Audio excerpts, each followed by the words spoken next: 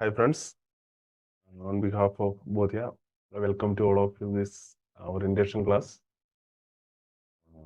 Okay, നമ്മൾ ഇന്ന് ഈ ക്ലാസ്സിൽ പങ്കെടുക്കുന്ന എല്ലാവരും പോസ്റ്റൽ ഡിപ്പാർട്ട്മെന്റിൽ വർക്ക് ചെയ്യുന്ന ആളുകളാണ്. ഈ ഒരു ക്ലാസ് തന്നെ നിങ്ങൾക്കറിയാം, നമ്മളൊക്കെ ഒരു പോസ്റ്റൽ എക്സാമിന്റെ തൊട്ടടുത്ത് നിൽക്കുന്ന സമയമാണ്.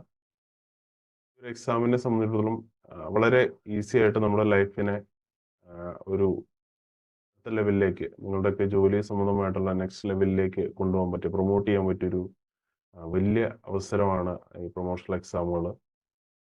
എസ്പെഷ്യലി ഇപ്പോൾ GDS ആയിട്ട് വന്നിരിക്കുന്ന, ഇപ്പോൾ ഈ ഒരു ക്ലാസ് അറ്റൻഡ് ചെയ്യുന്ന കുറേയധികം ആളുകൾ GDS ആയിട്ട് വർക്ക് ചെയ്യുന്ന ആളുകളാണ്. സെൻട്രൽ ഗവൺമെന്റ് എംപ്ലോയി എന്നുള്ള ലെവലിൽ നമ്മളൊക്കെ എംപ്ലോയി ആണോ എന്ന് ചോദിച്ചാൽ ഓക്കെ ആണ്. എന്നാൽ ഒന്ന് ഉറപ്പിച്ച് ചോദിച്ചാൽ നമുക്കൊക്കെ ഒരു സംശയം ഉണ്ടാവും. എന്നാൽ നമ്മുടെയൊക്കെ ഒരു ജോലി ഒരു ഉറപ്പായിട്ടുള്ള ഒരു സെൻട്രൽ ഗവൺമെന്റ് സ്റ്റാഫ് എന്ന് നമുക്ക് പറയാവുന്ന ലെവലിലേക്ക് മാറ്റാൻ നമ്മുടെ ഈ ഒരു MTS പോസ്റ്റ്മാൻ PA എക്സാം നിങ്ങളെ ഹെൽപ്പ് ചെയ്യുന്നുണ്ടാവും. തീർച്ചയായിട്ടും പണ്ടത്തെ എക്സാമുകളെ സംബന്ധിച്ചുള്ള നമ്മൾ നോക്കുവാണെങ്കിൽ കുറച്ചും കൂടി വൈഡ് ആയിട്ടുള്ള സിലബസും കാര്യങ്ങളൊക്കെ ആയിരുന്നു. അപ്പോൾ അത് വളരെ നമ്മുടെ പോസ്റ്റലുമായിട്ട് ബന്ധപ്പെട്ട സിലബസുകളിലേക്ക് വളരെ കൂടുതൽ മാർക്കുകൾ കിട്ടാവുന്ന ലെവലിൽ നമ്മുടെ എക്സാമുകൾ മാറിയിട്ടുണ്ട്. അതുകൊണ്ട് തന്നെ എൻ്റെ രീതിയിൽ നന്നായിട്ട് പ്രിപ്പയർ ചെയ്യുന്ന ഒരാൾക്ക് ഈസി ആയിട്ട് ഈ ഒരു എക്സാമിനെ നേടിയെടുക്കാൻ സാധിക്കും. നല്ലൊരു റാങ്കിൽ നിങ്ങൾക്ക് എക്സാമുകൾ പാസ്സാവാൻ സാധിക്കും. എപ്പോഴും ഈ ഒരു ഓറിയന്റേഷൻ ക്ലാസ്സിന്റെ ഉദ്ദേശം എന്താണെന്ന് വെച്ചാൽ, എക്സാമിന് പ്രിപ്പയർ ചെയ്യുന്ന ആളുകളെ സംബന്ധിച്ചിടത്തോളം എന്തിനു വേണ്ടിയിട്ടാണ്, എങ്ങനെയാണ് എന്നുള്ള കാര്യങ്ങളൊന്ന് ഷെയർ ചെയ്യുക എന്നുള്ളതാണ് ഉദ്ദേശിക്കുന്നത്.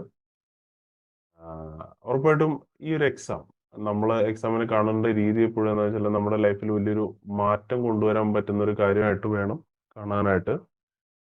കാരണം ഒരു എക്സ്പെഷ്യലി GDS അവരുടെ ജോലിയുടെ രീതികളെ സംബന്ധിച്ചിടത്തോളം കരിയറിൽ തന്നെ വലിയൊരു ചേഞ്ച് ആണ് ഒരു MTS ആയിട്ട് അല്ലെങ്കിൽ ഒരു പോസ്റ്റ്മാനായിട്ട് ഒരു പ്രൊമോഷൻ കിട്ടുക എന്നുള്ളത്. ഇപ്പോഴത്തെ എക്സാമിന്റെ ഒരു പാറ്റേൺ അനുസരിച്ച് GDS PA കിട്ടുക എന്നുള്ളത് കുറച്ച് ബുദ്ധിമുട്ടുള്ള കാര്യമായിട്ടുണ്ട്. എക്സെപ്ഷൻ വല്ല റിസർവേഷൻ ഉണ്ടെങ്കിൽ ഓക്കെയാണ്. അതർവൈസ് GDSന് വേക്കൻസി PA പോസ്റ്റിൽ കിട്ടാൻ കുറവാണ്. അപ്പോൾ അതുകൊണ്ട് തന്നെ നമുക്ക് പോസിബിലിറ്റി കൂടുതൽ MTS പോസ്റ്റ്മാൻ വേക്കൻസികളിലേക്കാണ്. പക്ഷെ എന്ത് തന്നെ ആയിക്കോട്ടെ, ഈവൻ ദോ ഒരു MTS ആയിട്ട് ഒരു പ്രൊമോഷൻ കിട്ടിയാൽ പോലും ഒരു സെൻട്രൽ ഗവൺമെന്റ് സ്റ്റാഫ് എന്നുള്ള ഒരു ഇനീഷ്യലിലേക്ക് നമുക്ക് മാറാൻ സാധിക്കും. അതുകൊണ്ട് തന്നെ നമ്മുടെ ഒരു കരിയറിൽ നല്ലൊരു മാറ്റം, ചേഞ്ച് നിങ്ങൾക്ക് അത് എക്സ്പീരിയൻസ് ചെയ്യാൻ സാധിക്കും. ഒന്ന്, നല്ലൊരു സാലറി കാര്യങ്ങൾ, ഒരു GDS ആയിട്ട് വർക്ക് ചെയ്യുന്നതിനേക്കാളും കൂടുതൽ സാലറി ഉണ്ടാവും. അത് MTSൽ നിന്ന് പോസ്റ്റ്മാനിലേക്ക് മാറുന്ന ആളുകൾക്കും അതുപോലെ തന്നെയാണ്. സാലറിയിൽ നല്ലൊരു വ്യത്യാസം നിങ്ങൾക്ക് ഫീൽ ചെയ്യുന്നുണ്ടാവും. ഒരു സെൻട്രൽ ഗവൺമെന്റ് സ്റ്റാഫിനുള്ള എല്ലാ ബെനിഫിറ്റുകളും നിങ്ങൾക്ക് അവിടെ മുതൽ കിട്ടി തുടങ്ങുന്നുണ്ടാവും. അതുപോലെ തന്നെ നമുക്കൊരു സെക്യൂർ ജോബ്, അതായത് വേറൊരു കാര്യത്തിന് വേണ്ടി നമ്മൾ നോക്കേണ്ട ആവശ്യമില്ല. എപ്പോഴും GDS ആയിട്ട് റിക്രൂട്ട്മെന്റിലേക്ക് എത്തുന്ന ആളുകൾ കുറച്ച് അവരുടെ ഒരു ജോലിയുടെ കൂടെ നിങ്ങൾക്ക് വേറെ എന്തെങ്കിലും ചെയ്യേണ്ട ആവശ്യകത വരാറുണ്ട്, സാലറി ബേസ് വെച്ചിട്ടാണെങ്കിലും. പക്ഷെ ഇവിടെ നമുക്കൊരു ഫുൾ ടൈം ജോബ് അല്ലെങ്കിൽ ഒരു ജോബ് സെക്യൂരിറ്റി, ഒരു നല്ല ജോലി സ്വന്തമായിട്ട് കിട്ടി എന്നുള്ള ലെവലിൽ തന്നെ നമുക്ക് മാറാൻ സാധിക്കും. കാരണം ഇന്നിപ്പോ കോമ്പറ്റേറ്റീവ് എക്സാമുകളൊക്കെ പലതും നടക്കുന്നുണ്ട്. ഇവൻ ദോ PSC എക്സാമുകൾ അല്ലെങ്കിൽ സെൻട്രൽ ഗവൺമെന്റ് എക്സാമുകളൊക്കെ നടക്കുന്നുണ്ട്. പക്ഷെ ഭയങ്കര അധികം കോമ്പറ്റീഷൻ നേരിടുന്ന ഒരു സിറ്റുവേഷൻ ആണ് ഉള്ളത്. ഒത്തിരി അധികം ആളുകൾ, എഡ്യൂക്കേറ്റഡ് ആയിട്ടുള്ള ആളുകൾ ജോലി കിട്ടാത്തവരുണ്ട്. അതുകൊണ്ട് തന്നെ അതിനുവേണ്ടി പ്രിപ്പയർ ചെയ്യുന്ന ആളുകൾ വളരെയധികം, പണ്ടത്തെ അപേക്ഷിച്ച് ഫാർ ഒത്തിരി അധികം ആളുകൾ ഇതിനുവേണ്ടി പ്രിപ്പയർ ചെയ്യുന്നുണ്ട്. സോ അങ്ങനെയുള്ളൊരു സമയത്ത് നമുക്ക് വളരെ ഈസി ആയിട്ട് നല്ലൊരു പ്രിപ്പറേഷൻ ഉണ്ടെങ്കിൽ നേടിയെടുക്കാവുന്ന എക്സാമുകളാണ് ഈ പോസ്റ്റ്മാൻ MTS, അതുപോലെ പോസ്റ്റ്മാനായിട്ട് വർക്ക് ചെയ്യുന്ന ആളുകൾക്ക് PA എക്സാമുകളൊക്കെ. ഈസി ആയിട്ട് നമ്മുടെ ഒരു സെൻട്രൽ ഗവൺമെന്റ് ജോലി ഉറപ്പിക്കാൻ പറ്റുന്ന അല്ലെങ്കിൽ നല്ലൊരു പൊസിഷനിൽ വർക്ക് ചെയ്യാൻ പറ്റുന്ന ഒരു അവസ്ഥ നമുക്ക് ഉണ്ടാക്കിയെടുക്കാൻ സാധിക്കുന്ന ഒരു കാര്യമാണ്. അതുപോലെ തന്നെ നമുക്കൊരു പ്രൊമോഷൻ കിട്ടിക്കഴിയുമ്പോൾ ഉറപ്പായിട്ടും നമുക്ക് കിട്ടുന്ന സോഷ്യൽ അക്സെപ്റ്റൻസ് തന്നെ ഒരു നല്ല ചേഞ്ച് ആയിരിക്കും. ആ ഒരു നമ്മുടെ ഒരു ലിവിങ് സ്റ്റാൻഡേർഡ് മാറുന്നുണ്ട്, ആളുകൾ നമ്മളെ കാണുന്ന രീതി. അത് പൊതുവെ ഒരു ജോലി കിട്ടുക അല്ലെങ്കിൽ സെൻട്രൽ ഗവൺമെന്റ് ജോലി കിട്ടുക എന്നുള്ളത് തന്നെ നിങ്ങളുടെ ഒരു ഐഡന്റിറ്റി തന്നെ മാറും. ആ നാട്ടിൽ തന്നെ നിങ്ങളുടെ ഒരു ഇമേജ് കുറച്ചൊരു ചേഞ്ച് കൊണ്ടുവരുന്ന ഒരു കാര്യമാണ്. നമുക്ക് തന്നെ ഒത്തിരിയധികം ആളുകളെ ആ ഒരു നമ്മുടെ ഒരു സ്റ്റാൻഡേർഡ് അല്ലെങ്കിൽ വർക്കിംഗ് പാറ്റേൺ മാറുന്നതോടുകൂടി തന്നെ ആ ലെവലിലുള്ള ആളുകളായിട്ടുള്ള നമ്മുടെ കോണ്ടാക്ട് മാറുന്നുണ്ടാവും. നമ്മൾ തന്നെ നല്ലൊരു ചേഞ്ചസ്, സോ നമ്മൾ ഇതുവരെ വന്ന രീതികളിൽ നിന്നും നമ്മുടെ ജീവിച്ച രീതികളിൽ നിന്നും നല്ലൊരു അപ്ഗ്രഡേഷൻ ആയിരിക്കും ഈ ഒരു ജോലി മാറ്റം കൊണ്ട് അല്ലെങ്കിൽ പ്രൊമോഷൻ കൊണ്ട് നമുക്ക് കിട്ടുന്നത്. ഓഫ് കോഴ്സ് നമുക്ക് കിട്ടുന്ന സാലറി കൂടുതലുണ്ട്, ബെനിഫിറ്റുകൾ കൂടുതലുണ്ട്, ജീവിത സൗകര്യങ്ങളിൽ നമുക്ക് കൂടുതൽ ഉണ്ടാക്കി എടുക്കാൻ സാധിക്കും. അപ്പോൾ മൊത്തത്തിൽ നമ്മളെ ഒന്ന് അപ്ഗ്രേഡ് ചെയ്യാനായിട്ട് ഈ ഒരു പ്രൊമോഷൻ കൊണ്ട് സാധിക്കും. നമുക്ക് നമ്മുടെ ഫാമിലിയിലും ഫ്രണ്ട്സിന്റെ ഇടയിലും അല്ലെങ്കിൽ സോഷ്യലി ഉള്ള നമ്മുടെ ഒരു വാല്യൂ കുറച്ചും കൂടി ഒന്ന് അടുത്ത ലെവലിലേക്ക് കൊണ്ടുപോകാനായിട്ട് ഉറപ്പായിട്ടും നമുക്ക് ഈ ഒരു പ്രൊമോഷൻ എക്സാമുകൾ നമ്മളിപ്പോൾ ഹെൽപ്പ് ചെയ്യുന്നുണ്ടാവും. മാത്രമല്ല ഈ ഒരു GDS മുതൽ നമുക്ക് ഈ പോസ്റ്റ് ഓഫീസിൽ ഇപ്പോൾ വർക്ക് ചെയ്യുന്ന MTS ആയിക്കോട്ടെ, പോസ്റ്റ്മാൻ ആയിക്കോട്ടെ, അവർക്കൊക്കെ ഏതെങ്കിലും മൊമെന്റിൽ അവർ നല്ല രീതിയിൽ വർക്ക് ചെയ്തുള്ള ആളുകളാണ്, അല്ലെങ്കിൽ നല്ല രീതിയിൽ അവരുടെ കഴിവ് കൊണ്ടുവന്നിട്ടുള്ള ആൾക്കാരാണ്. കാരണം ഇപ്പോൾ GDSനെ സെലക്ട് ചെയ്യുന്ന ആ ഒരു പ്രോസസ്സ് പോലും ഉള്ളത്, അപ്ലൈ ചെയ്യുന്ന ആളുകളിൽ ഏറ്റവും കൂടുതൽ മെറിറ്റുള്ള ആളുകളാണ് GDS ആയിട്ട് വന്നിട്ടുള്ളത്. അതായത് ഒരു 10th ഏറ്റവും ബ്രില്യൻ്റ് ആയിട്ട് പഠിച്ച കുട്ടികളാണ് ഇപ്പോൾ നമുക്ക് GDS ആയിട്ടുള്ളത്. അതിനർത്ഥം ആ ഒരു പഠിച്ചുകൊണ്ടിരിക്കുന്ന സമയത്ത് പോലും നല്ല എക്സലന്റ് ആയിട്ട് പഠിച്ച കുട്ടികളാണ്. അതുകൊണ്ട് തന്നെ നന്നായിട്ട് പഠിക്കാനുള്ള ഒരു കഴിവ്, അല്ലെങ്കിൽ അത് ചെയ്യുന്ന കാര്യം ഭംഗിയായിട്ട് ചെയ്യാനുള്ള ഒരു കഴിവ് ഓൾറെഡി ഉണ്ട്. മാത്രമല്ല 3 വർഷമെങ്കിലും എക്സ്പീരിയൻസ് ഉള്ളവർക്കാണ് MTS എക്സാം എഴുതാൻ സാധിക്കുന്നത്. നീ ഈ ഒരു ക്ലാസ് അറ്റൻഡ് ചെയ്തുകൊണ്ടിരിക്കുന്നത് മിനിമം 3 വർഷമെങ്കിലും എക്സ്പീരിയൻസ്ഡ് ആയിട്ടുള്ള GDS ആയിട്ടെങ്കിലും വർക്ക് ചെയ്ത ആളുകളാണ്. ഏറ്റവും എക്സ്പീരിയൻസ് കുറവ് ഉള്ളതാണെങ്കിൽ പോലും 3 വർഷമുണ്ട്. അപ്പോൾ 3 വർഷം ഒരു ജോലി ഭംഗിയായിട്ട് ചെയ്യാൻ സാധിച്ചിട്ടുള്ള ആളുകളാണ്. നല്ല അക്കാഡമിക് ആയിട്ട് നന്നായിട്ട് നല്ല മാർക്കിൽ പാസ്സായി നല്ല രീതിയിൽ പ്രവർത്തിച്ച് ജോലി ചെയ്ത് 3 വർഷം കംപ്ലീറ്റ് ചെയ്ത ആളുകളാണ് മിനിമം ഈ ഒരു ക്ലാസ്സിലുള്ള എല്ലാവരും. അപ്പൊ അതുകൊണ്ട് തന്നെ നമ്മുടെ ഒരു കഴിവിനെ ഒന്ന് പുറത്തെടുക്കാനും, അല്ലെങ്കിൽ മറ്റുള്ളവരുടെ മുന്നിൽ നമുക്ക് വന്ന് നമ്മുടെ ഒരു അച്ചീവ്മെന്റ് ഒന്നുകൂടി ഒന്ന് കാണിച്ചു കൊടുക്കാനും പറ്റുന്ന ഒരു അവസരമാണ് ഈ ഒരു എക്സാം എന്നുള്ളത്. ഞാൻ ഇത്രയൊക്കെ പറഞ്ഞു, പക്ഷെ അത് അത്ര ഈസി ആണോ പ്രൊമോഷൻ എക്സാം പാസ്സാവുക എന്നുള്ളത്? It depends. കാരണം ഈസി ആണെന്ന് പറയുന്നവരുണ്ട്, എന്നാൽ ഭയങ്കര ഡിഫിക്കൽട്ട് ആണെന്ന് പറയുന്ന ആളുകളുണ്ട്. പക്ഷെ നമ്മളുടെ ഒരു ചോദ്യം, ഒരു എക്സാമിന് പ്രിപ്പയർ ചെയ്യാൻ വേണ്ടി നമ്മൾ നോക്കുമ്പോൾ നമ്മൾ ആരെ ഫോളോ ചെയ്യണം എന്നുള്ളതാണ്. കാരണം പലപ്പോഴും നമുക്ക് പല അഡ്വൈസുകളും കിട്ടാറുണ്ട്, അല്ലെങ്കിൽ പല അഭിപ്രായങ്ങളും കേൾക്കാറുണ്ട്. 10-15 വർഷമായിട്ട്, അല്ലെങ്കിൽ ഏകദേശം അത്രയൊക്കെ തവണകള് എക്സാം എഴുതി കിട്ടാത്ത ആളുകൾ നമ്മുടെ പരിചയത്തിലുണ്ട്. അപ്പോൾ നമ്മൾ അവരെയാണ് റോൾ മോഡൽ ആക്കണമെങ്കിൽ, അവരുടെ സജഷൻസ് ആണ് എടുക്കണമെങ്കിൽ, നമുക്കും എക്സാം ഒരു ഭയങ്കര ടഫായിട്ട് തന്നെ തോന്നും. അതേസമയം വളരെ കുറഞ്ഞ സമയം കൊണ്ട് തന്നെ നന്നായിട്ട് പ്രിപ്പയർ ചെയ്ത് എക്സാം പാസ്സായി നല്ല പൊസിഷനിൽ ജോലി ചെയ്യുന്ന ആളുകളെ സംബന്ധിച്ചും അവരുടെ അഡ്വൈസ് നിങ്ങൾ എടുക്കുവാണെങ്കിൽ അവർ പോസിബിൾ പറ്റും എന്ന് തന്നെയായിരിക്കും നിങ്ങളോട് പറയാൻ പോകും. ആരുടെ അഡ്വൈസ് എടുക്കണം, അല്ലെങ്കിൽ ആര് പറയുന്നത് നമ്മൾ ഉള്ളിലേക്ക് എടുക്കണം എന്നുള്ള നമ്മളെ സംബന്ധിച്ച് നമ്മൾ തീരുമാനിക്കേണ്ട ഒരു കാര്യം തന്നെയാണ്. നമുക്ക് പ്രൊമോഷൻ ആണ് വേണ്ടത്, നല്ലൊരു ജോലി സെക്യൂരിറ്റി ഒക്കെയാണ് വേണ്ടതെങ്കിൽ, നല്ല സാലറി കാര്യങ്ങളിലേക്കൊക്കെയാണ് പോകേണ്ടതെങ്കിൽ, ഉറപ്പായിട്ടും നമുക്ക് അത് നേടിയെടുത്ത ആളുകളുടെ സജഷനും അഭിപ്രായങ്ങളൊക്കെ തന്നെയാണ് നമ്മൾ നേടേണ്ടത്. അത് നമ്മൾ ആദ്യമേ നമ്മൾ തന്നെ തീരുമാനിക്കണം നമ്മൾ എന്താണ് വേണ്ടതെന്നുള്ളതിനെ പറ്റിയിട്ട്. അപ്പൊ അങ്ങനെയാണെങ്കിൽ നമുക്ക് എങ്ങനെ ഈ ഒരു എക്സാമിന് പ്രിപ്പയർ ചെയ്യണം, ഇത് വളരെ ഇമ്പോർട്ടന്റ് ആയിട്ടുള്ള ഒരു കാര്യമാണ്. കാരണം സക്സസ് ആയിട്ടുള്ള ആളുകൾ നിങ്ങൾക്ക് സക്സസ് ആവാൻ വേണ്ടിയുള്ള വഴികളൊക്കെ പറഞ്ഞു തരും. അപ്പൊ അതിനെ നമുക്കൊന്ന് ഫോളോ ചെയ്യാൻ സാധിച്ചു കഴിഞ്ഞാൽ ഉറപ്പായിട്ടും ഈ ഒരു എക്സാം നമുക്ക് വളരെ ബുദ്ധിമുട്ടില്ലാണ്ട് ഈസി ആയിട്ട് നേടിയെടുക്കാൻ പറ്റും. കാരണം ഇത് ഒരു എക്സാം പാസ്സായിട്ടുള്ള ആളോട്, അല്ലെങ്കിൽ നിങ്ങളുടെ സുഹൃത്തുക്കൾക്ക് ആരെങ്കിലും പ്രൊമോഷൻ കിട്ടിയ ആളുകളോട് നിങ്ങളൊന്ന് സംസാരിക്കുകയാണെങ്കിൽ, അല്ലെങ്കിൽ എക്സാം കഴിയുമ്പോഴൊക്കെ തന്നെ, അല്ലെങ്കിൽ എക്സാമിന് പ്രിപ്പയർ ചെയ്യുന്ന സമയത്ത് നിങ്ങൾ അവരോട് സംസാരിച്ചിട്ടുണ്ടെങ്കിൽ ഒരു കാര്യം മനസ്സിലാവും. അവര് നല്ല കോൺഫിഡന്റ് ആയിട്ടായിരിക്കും അവർ എക്സാമിനെ പറ്റി പറയുന്നത്, അല്ലെങ്കിൽ റിസൾട്ടിന് വേണ്ടി അവര് വെയിറ്റിംഗ് ആയിരിക്കും. കാരണം അവർ ആ കാര്യത്തിൽ കുറച്ച് കോൺഫിഡന്റ് ആണ്, അവർക്ക് അത് കിട്ടും അല്ലെങ്കിൽ കിട്ടാൻ സാധ്യതയുണ്ടെന്നുള്ള കാര്യത്തിൽ അവർ കോൺഫിഡന്റ് ആണ്. അവരുടെ അറിവില് അവര് എക്സാം എഴുതിയ രീതിയിൽ ഒക്കെ അവർക്ക് ഒരു മനസ്സിലൊരു എന്താണ് ശുഭപ്രതീക്ഷയുള്ള ആൾക്കാരാണ്. അപ്പോൾ ഒരു കാര്യം ഉറപ്പാണ്, നമ്മളൊരു എക്സാമിന് പ്രിപ്പയർ ചെയ്യുമ്പോൾ, അല്ലെങ്കിൽ അതിനകത്ത് സക്സസ് അല്ലെങ്കിൽ ആ ഒരു പാസ് ആവുക എന്നുള്ള പ്രോസസ്സ് നടക്കുമ്പോൾ അതിന്റെ പുറകിൽ നല്ലൊരു കോൺഫിഡൻസ് വളരെ അത്യാവശ്യമാണ്. എങ്ങനെ കോൺഫിഡൻസ് നേടിയെടുക്കും? വിജയിച്ച എല്ലാവർക്കും കോൺഫിഡൻസ് ഉണ്ടായിരുന്നു, അല്ലെങ്കിൽ കോൺഫിഡൻസ് ഉള്ളതുകൊണ്ടാണ് അവർ വിജയിച്ചത്, നമുക്ക് മനസ്സിലായി. അപ്പൊ എങ്ങനെ കോൺഫിഡൻസ് നേടിയെടുക്കും? കോൺഫിഡൻസ് എന്നുള്ളൊരു കാര്യത്തിന്റെ പുറകില് ഏറ്റവും ഇമ്പോർട്ടന്റ് ആയിട്ടുള്ള റോള് പ്ലേ ചെയ്യുന്നത് നമ്മുടെ നോളജ്, അറിവ്. അതായത് ഏതൊരു കാര്യത്തിലാണോ നമ്മൾ കോൺഫിഡന്റ് ആയിട്ടുള്ളത്, നമ്മളൊന്ന് ആലോചിച്ചറിയാം ആ കാര്യത്തിൽ നമ്മുടെ അറിവ് വളരെ വലുതാണ്. ചെറുപ്പത്തിലൊക്കെ നമ്മൾ സൈക്കിൾ ചവിട്ടാൻ പഠിക്കുന്ന പ്രായത്തില് സൈക്കിൾ ചവിട്ടാൻ അറിയാവുന്ന ആൾക്കാരായിരിക്കും നമ്മളെല്ലാവരും. സൈക്കിൾ ചവിട്ടാൻ പഠിക്കുന്ന സമയത്ത് നമുക്ക് പേടിയായിരുന്നു, സൈക്കിളിൽ നിന്ന് വീഴുമോ, അല്ലെങ്കിൽ വീണിട്ടുണ്ടോ ഒത്തിരി തവണ. ആ സമയത്ത് പേടിയായിരുന്നു. പേടിയില്ലാതെയൊക്കെ പഠിച്ച ആൾക്കാർ വളരെ കുറവായിരിക്കും. പക്ഷെ പോകെ പോകെ നമ്മൾ ആ ഒരു കാര്യം പഠിച്ച് പഠിച്ച് വന്നപ്പോൾ, നന്നായിട്ട് പഠിച്ചു വന്നപ്പോൾ, പിന്നെ നമ്മൾ കൈവിട്ട് സൈക്കിൾ ചവിട്ടാൻ തുടങ്ങി. അങ്ങനെ പല പല കാര്യങ്ങളും നമ്മൾ അതിനകത്ത് അഡ്വാൻസ്ഡ് ആയിട്ട് ചെയ്തു തുടങ്ങി. പക്ഷെ അവിടെ നമ്മൾ സംഭവിച്ചത് കോൺഫിഡൻസ് കൂടിയത് നമുക്ക് ആ കാര്യത്തിലുള്ള എക്സ്പെർട്ടൈസ് കൂടിയപ്പോഴാണ്, അറിവ് കൂടിയപ്പോഴാണ്. അപ്പൊ ഇവിടെ നിങ്ങൾക്ക് ഒരു എക്സാമിനെ ക്രാക്ക് ചെയ്ത് എടുക്കണമെങ്കിൽ ഉറപ്പായിട്ടും അതിനെ പറ്റിയുള്ള അറിവ് കൂട്ടുക എന്നുള്ളതിൽ ഭയങ്കരമായിട്ട് ശ്രദ്ധിക്കുക. അറിവെന്ന് വെച്ചാൽ കേവലം സിലബസിനെ പറ്റിയുള്ള മാത്രം അറിവല്ല, എല്ലാത്തിനെയും. അതായത് ഒരു എക്സാം പ്രിപ്പയർ ചെയ്യുന്ന സമയത്ത് എല്ലാത്തിനെയും പറ്റിയിട്ടുള്ള ഒരു ധാരണ നമ്മൾ ഉണ്ടാക്കിയെടുക്കുക. ഇപ്പൊ MTS പ്രിപ്പയർ ചെയ്യുന്ന ആളായിക്കോട്ടെ, പോസ്റ്റ്മാന് പ്രിപ്പയർ ചെയ്യുന്ന ആളായിക്കോട്ടെ, PA പ്രിപ്പയർ ചെയ്യുന്ന ആളായിക്കോട്ടെ, ആദ്യം നമ്മൾ മനസ്സിലാക്കേണ്ടത് എന്താണ് ജോലി എന്നുള്ളതിനെ പറ്റിയിട്ടാണ്. MTS ജോലി എന്താണ്, പോസ്റ്റ്മാൻ എന്താണ് ചെയ്യുന്നത്, PA എന്താണ് ചെയ്യുന്നത്. സോ ആ ജോലി ചെയ്യാൻ വേണ്ട നോളജ് ആണ് ആ ഒരു എക്സാമിനെ കൂടെ അവർ പരിശോധിക്കുന്നത്. അപ്പൊ അത് നമ്മൾ ഉണ്ടോ, അല്ലെങ്കിൽ അത് നമുക്ക് ഉണ്ടാക്കി എടുക്കാൻ പറ്റുന്നുണ്ടോ, ഇത് ഫസ്റ്റ് ഒരു കാര്യം. അപ്പൊ നമുക്ക് നമ്മുടെ പരിചയത്തിലുള്ള ആളുകള്, ഈ ജോലി ചെയ്യുന്ന ആളുകളെ നമ്മളൊന്ന് ഒബ്സർവ് ചെയ്ത് നമുക്ക് കുറച്ച് കാര്യങ്ങളൊക്കെ നമുക്ക് മനസ്സിലാക്കാൻ സാധിക്കും. ആ ജോലിയുടെ പ്രത്യേകത എന്താണ്, അല്ലെങ്കിൽ ആ ജോലി നമ്മൾ നേടിയെടുക്കാൻ വേണ്ടി നമ്മൾ ഉണ്ടാക്കിയെടുക്കേണ്ട കഴിവുകൾ എന്തൊക്കെയാണ്. ഈ ഒരു എക്സാം പ്രിപ്പയർ ചെയ്യാൻ വേണ്ടി നമ്മൾ തുടങ്ങുമ്പോൾ നമുക്ക് എക്സാം എഴുതാവുന്ന എക്സാമുകൾ ഏതൊക്കെയാണ്. ഇപ്പോ 2022 ജൂണിനൊക്കെ മുമ്പുള്ള ആളുകളെ സംബന്ധിച്ചിടത്തോളം 5 വർഷം അവർക്കൊരു എക്സ്പീരിയൻസ് ഉണ്ടെങ്കിൽ അവർക്ക് PA എക്സാം വരെ എഴുതാം. 2022 ജൂൺ കഴിഞ്ഞിട്ടുള്ള ആളുകൾക്കാണ് പിന്നെ 8 വർഷം PA എക്സാം എഴുതാൻ വേണ്ടി വേണ്ടത്. GDSന്റെ കാര്യം ഞാൻ പറഞ്ഞത്. പക്ഷെ ഇപ്പോഴത്തെ ഒരു സെലക്ഷൻ പ്രോസസ്സ് അനുസരിച്ച് PA എക്സാമിനൊക്കെ എന്ന് വെച്ചാൽ ഫസ്റ്റ് പ്രയോറിറ്റി കിട്ടുന്നത് 3 വർഷം കംപ്ലീറ്റ് ചെയ്ത ഡിപ്പാർട്ട്മെന്റ് സ്റ്റാഫുകൾക്കാണ്. പോസ്റ്റ്മാൻ എന്നുള്ള ലെവലിൽ MTSലൊക്കെ വർക്ക് ചെയ്യുന്ന ആളുകൾക്കാണ് ഫസ്റ്റ് പ്രയോറിറ്റി കിട്ടുന്നത്.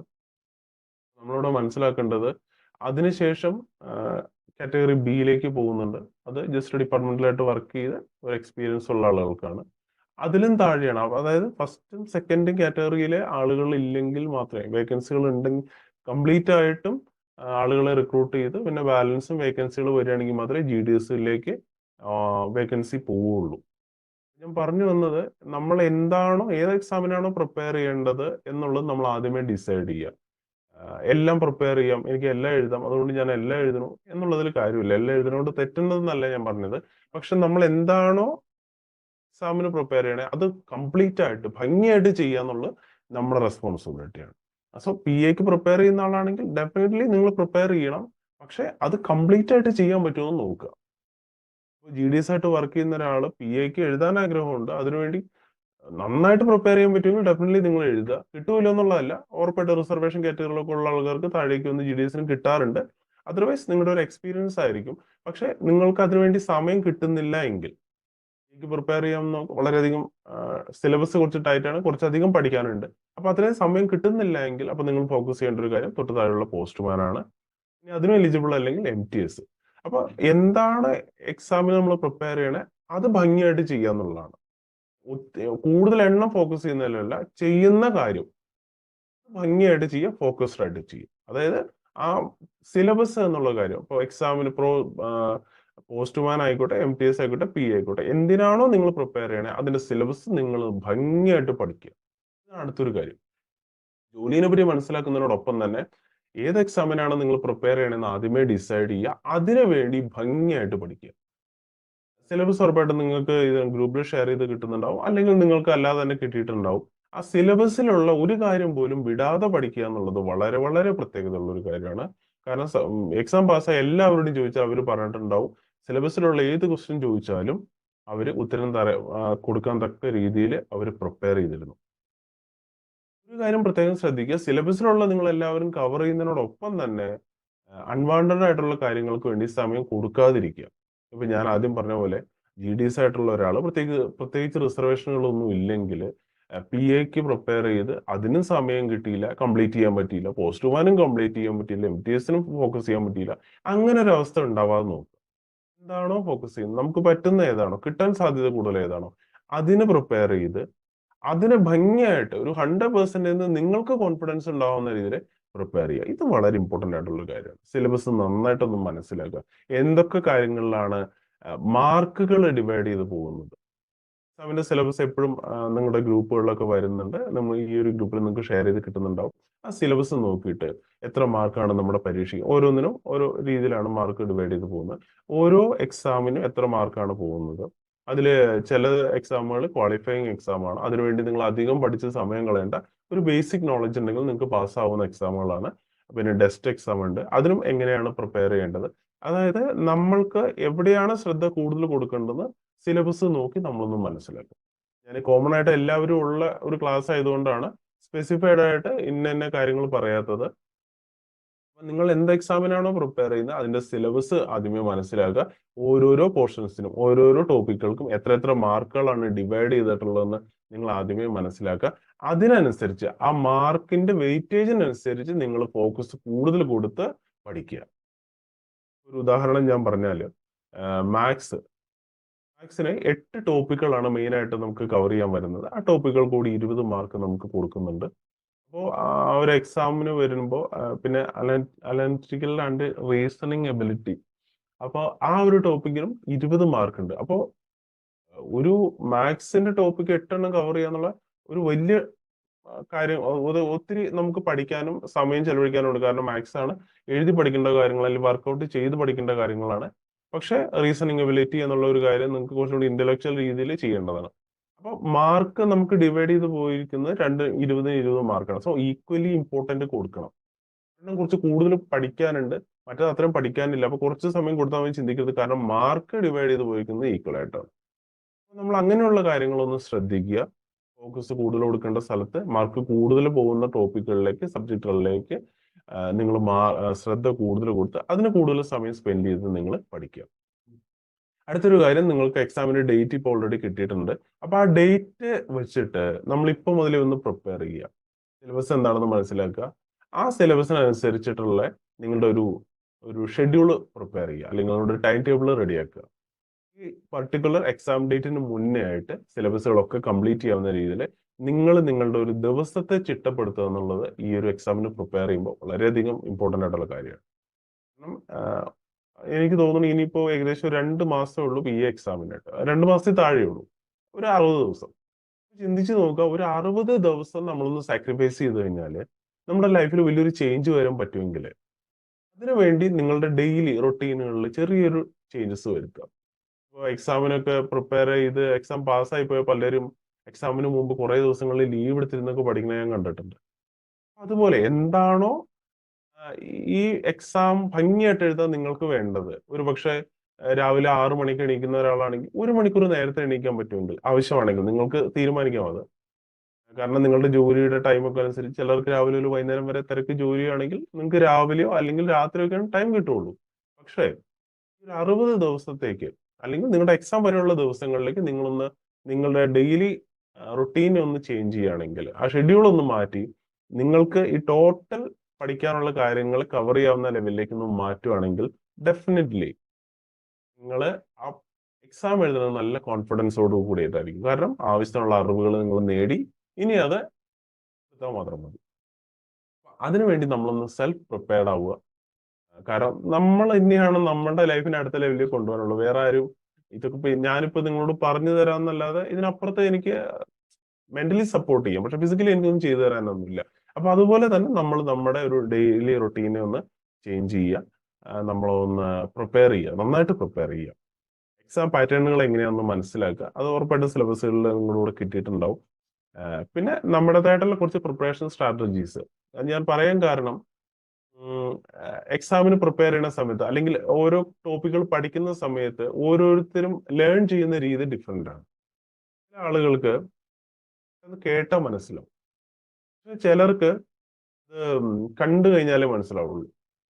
എന്നാൽ ചിലർക്ക് ഇപ്പൊ നമുക്കറിയാം, ചില ആളുകളൊക്കെ അപ്പൊ നോട്ടുകൾ എഴുതി പ്രിപ്പയർ ചെയ്യുന്ന ആൾക്കാരുണ്ട്.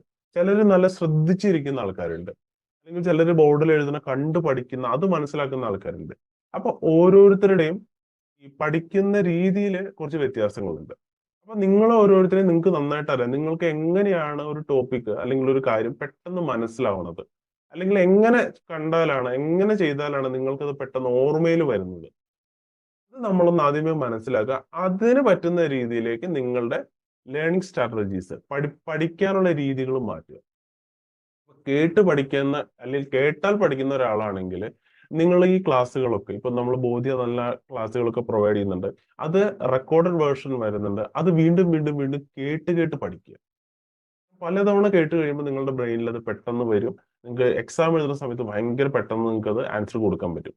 അതേസമയം കണ്ടു പഠിക്കുന്ന ആൾക്കാരാണെങ്കിൽ നിങ്ങൾ എന്ത് ചെയ്യുക, നിങ്ങൾ ഈ സ്ക്രീനിൽ ഓരോ ടോപ്പിക്കുകൾ വരുന്ന സമയത്ത് ഇവിടെ നിന്നല്ല, നിങ്ങൾ പുസ്തകങ്ങളിലാണ് നോക്കി പഠിക്കുന്ന സമയത്ത് ആ കാര്യത്തിൽ കൂടുതൽ കൂടുതൽ ശ്രദ്ധിച്ച് നിങ്ങൾ അത് ഒബ്സർവ് ചെയ്ത് നിങ്ങൾ പഠിക്കുക. അതേസമയം എഴുതി പഠിക്കുന്ന ആൾക്കാരുണ്ട്. അപ്പോൾ നിങ്ങൾ ഭംഗിയായിട്ട് നമ്മൾ ഈ ക്ലാസ് അറ്റൻഡ് ചെയ്യുന്ന സമയത്ത് തന്നെ നിങ്ങൾ നോട്ടുകൾ പ്രിപ്പയർ ചെയ്യുക. അല്ലെങ്കിൽ നിങ്ങൾ പഠിക്കുന്ന സമയത്താണെങ്കിലും ചെറിയ ചെറിയ നോട്ടുകൾ പ്രിപ്പയർ ചെയ്യുക. നമ്മൾ ചെറിയ ക്ലാസ്സിൽ ചെയ്തിട്ടുള്ള കാര്യം തന്നെയാണ് കേട്ടോ. പക്ഷെ ഞാൻ പറയുന്നത് നമ്മളുടെ ഓരോരുത്തരുടെയും കഴിവ് എന്തിലാണോ, അല്ലെങ്കിൽ നമുക്ക് പെട്ടെന്ന് എന്തിലാണോ പഠിക്കാൻ പറ്റുന്ന, പെട്ടെന്ന് എന്ത് ചെയ്താലാണോ ഓർക്കാൻ പറ്റുന്നത്, അത് മനസ്സിലാക്കി ആ രീതിയിൽ ഉള്ള ഒരു പാറ്റേൺ നമ്മൾ തയ്യാറാക്കുക. കാരണം ചെറിയ കുട്ടികളായിരുന്ന സമയത്തൊക്കെ നമ്മൾ പഠിച്ചത് ആരുടെയെങ്കിലുമൊക്കെ സജഷൻസ് എടുത്ത ടീച്ചർമാരോ പാരന്റ്സോ ഒക്കെ പറഞ്ഞിട്ടാണ്. പക്ഷെ ഇപ്പോൾ മത്സര പരീക്ഷകൾക്ക് പ്രിപ്പയർ ചെയ്യുമ്പോൾ ഇതൊക്കെ നമ്മൾ തന്നെ ചെയ്യേണ്ട കാര്യമാണ്. അപ്പൊ നമ്മുടെ കഴിവ് എന്തിലാണെന്ന് നമ്മൾ മനസ്സിലാക്കി അതനുസരിച്ച് നമ്മുടെ പാറ്റേണുകളൊന്ന് ചേഞ്ച് ചെയ്യുക. ഞാൻ കേട്ട് പഠിക്കുന്ന ഒരാളാണ് എന്നോർത്ത് എന്റെ ഫ്രണ്ട് ഒരിക്കലും കേട്ട് പഠിച്ചാൽ അദ്ദേഹത്തിന് ചിലപ്പോൾ മനസ്സിലാക്കിക്കൊള്ളുന്നില്ല, അദ്ദേഹം ചിലപ്പോൾ എഴുതി പഠിക്കുന്ന ആളായിരിക്കും. അപ്പൊ അത് നമ്മുടെ എല്ലാവരുടെയും സെൽഫായിട്ടുള്ള കാര്യമാണ്. അപ്പൊ നമ്മൾ എന്തിനാണ് പരീക്ഷ എഴുതണമെന്നും എന്തൊക്കെയാണ് ചെയ്യേണ്ടതെന്നും മനസ്സിലായി. ഇനി എന്താണ് ബോധിക്ക് നിങ്ങൾക്ക് വേണ്ടി ചെയ്തു തരാൻ പറ്റുന്നത്? ഞാനിപ്പോ സംസാരിക്കുന്നത് ബോധി എന്നുള്ള ലേണിംഗ് പ്ലാറ്റ്ഫോമിനെ പറ്റിയിട്ടാണ്. ബേസിക്കലി നമ്മളൊരു ഇതുപോലെയുള്ള എക്സാമുകൾക്ക് കോച്ചിങ് കൊടുക്കുന്ന ഒരു ഓർഗനൈസേഷനുകളാണ് പ്രൊവൈഡ് ചെയ്തുകൊണ്ടിരിക്കുന്നത്. നിലവിൽ കേട്ടക്കിന്റെ ട്രെയിനിങ് വളരെ സക്സസ്ഫുൾ ആയിട്ട് നടക്കുന്നുണ്ട്. ധാരാളം കുട്ടികൾ, ബോധിയിൽ പഠിച്ചിറങ്ങിയ കുട്ടികൾ എക്സാം പാസ് ചെയ്ത് നല്ല രീതിയിൽ മുന്നോട്ട് പോകുന്നുണ്ട്. അപ്പോൾ ആദ്യമായിട്ടാണ് നമ്മൾ ഈ ഒരു പോസ്റ്റൽ ഡിപ്പാർട്ട്മെന്റിന് വേണ്ടിയിട്ട് ഇതുപോലൊരു ട്രെയിനിങ്ങുകൾ ചെയ്യുന്നത്.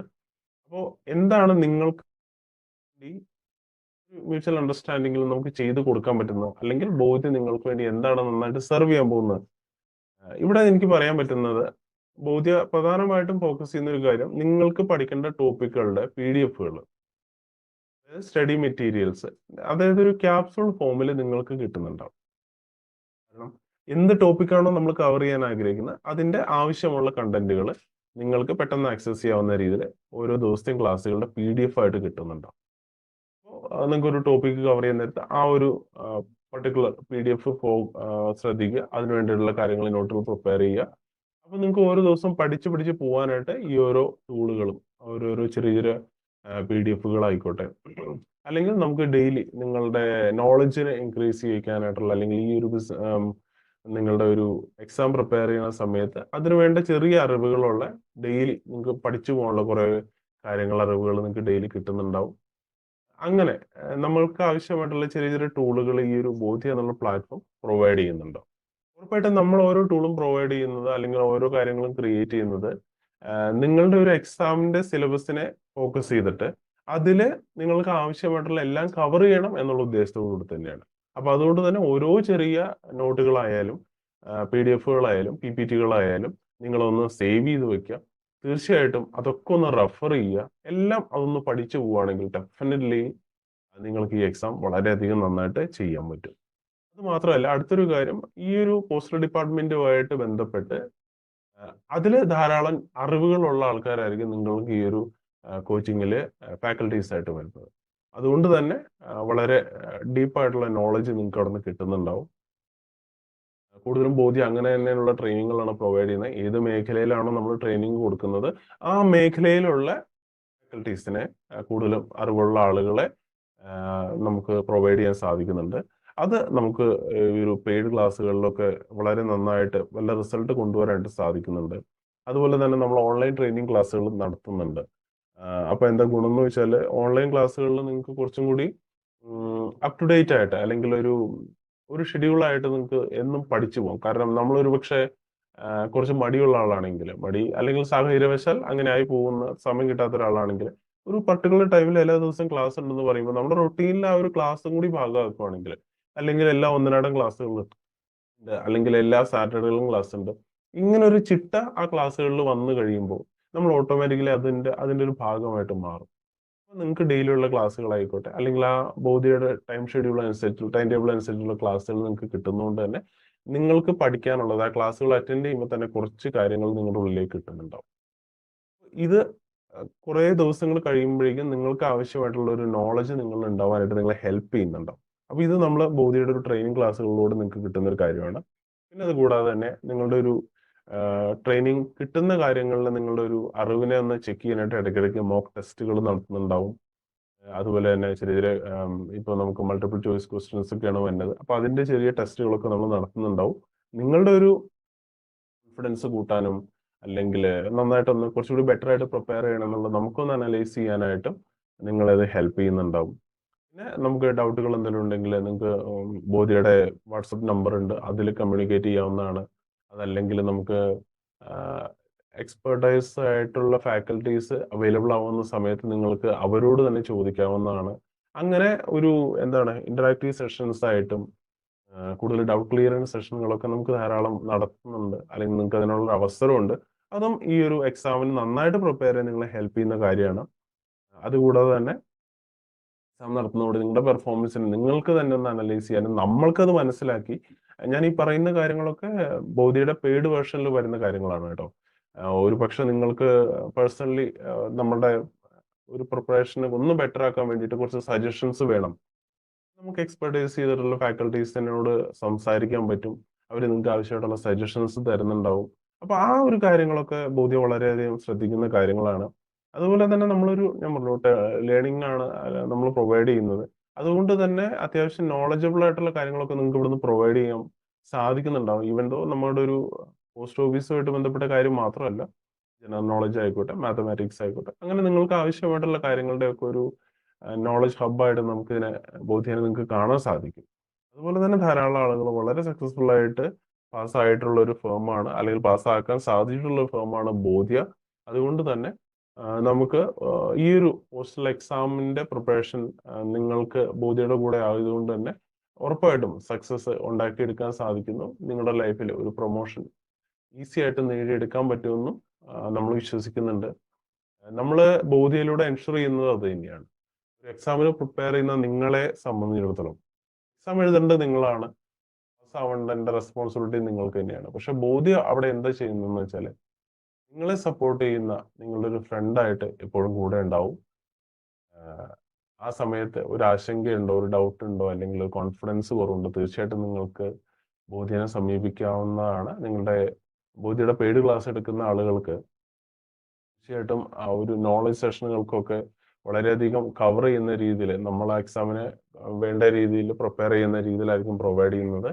ഒരു നല്ലൊരു എന്താണ് മെന്ററുടെ റോള് എപ്പോഴും ബോധ്യ പ്ലേ ചെയ്യുന്നുണ്ടാവും. അതുകൊണ്ട് തന്നെ ഈ ഒരു ക്ലാസ് അറ്റൻഡ് ചെയ്യുന്ന ആളുകളെ സംബന്ധിച്ച് നമുക്ക് ഗ്യാരണ്ടി പറയാൻ പറ്റും, കറക്റ്റായിട്ട് ഫോളോ ചെയ്യുകയാണെങ്കിൽ പറയുന്ന രീതിയിലുള്ള കാര്യങ്ങളൊക്കെ ഒരു പർട്ടിക്കുലർ ഡേയ്സ്, ഇപ്പൊ നിങ്ങൾക്ക് 60 ദിവസം ആയിക്കോട്ടെ എക്സാമിന് വേണ്ടി, അല്ലെങ്കിൽ എന്നാണോ എക്സാം അതുവരെയുള്ള ദിവസങ്ങൾ നിങ്ങളുടെ ലൈഫിലെ വളരെ ഇമ്പോർട്ടൻ്റ് ആയിട്ടുള്ള ദിവസങ്ങളായിട്ട് കണ്ട് അതിനുവേണ്ടി മാറ്റിവെച്ച് ഡെഡിക്കേറ്റഡ് ആയിട്ട് നിങ്ങൾക്ക് പ്രവർത്തിക്കാൻ പറ്റുമെങ്കിൽ ഉറപ്പായിട്ടും നിങ്ങൾക്ക് എല്ലാവർക്കും ഈ ഒരു എക്സാം നല്ല മാർക്ക് സ്കോർ ചെയ്യാൻ സാധിക്കും.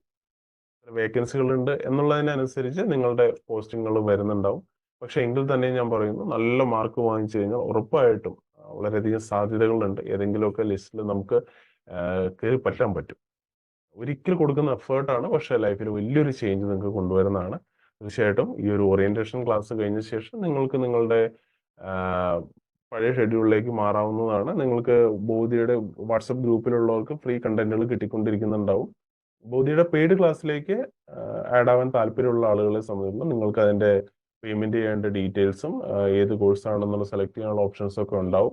അതനുസരിച്ച് നിങ്ങളുടെ ഏത് എക്സാമിനാണെന്ന് വെച്ചാൽ അതിന്റെ കോച്ചിങ്ങിനാണ് ട്രെയിനിങ്ങിനെ ജോയിൻ ചെയ്യുക. വളരെ നന്നായിട്ട് ഒരു നിമിഷം പോലും കളയാതെ പഠിച്ചു തുടങ്ങുക. എല്ലാവർക്കും ഈശ്വരൻ എക്സാം പാസ്സാവാനുള്ള ഒരു അനുഗ്രഹം തരട്ടെ. അതിലുപരി നമുക്ക് നന്നായിട്ട് പ്രിപ്പയർ ചെയ്യാൻ പറ്റട്ടെ. നിങ്ങളുടെ കോൺഫിഡൻസ് ആണ് ഈ ഒരു നിങ്ങളുടെ എക്സാമിൽ നിങ്ങളുടെ സക്സസ്. അതുകൊണ്ട് തന്നെ ഏറ്റവും ഭംഗിയായിട്ട് പ്രിപ്പയർ ചെയ്യാനും പ്രൊമോഷൻ കിട്ടാനും സാധിക്കട്ടെ എന്ന് ആശംസിക്കുന്നു. എല്ലാവർക്കും ഈ ഒരു ഓറിയന്റേഷൻ ക്ലാസ് അറ്റൻഡ് ചെയ്ത് എല്ലാവർക്കും നന്ദി പറഞ്ഞുകൊണ്ട് നിർത്തുന്നു. Wish you all the very best on behalf of Bodhya. Signing off. Thank U.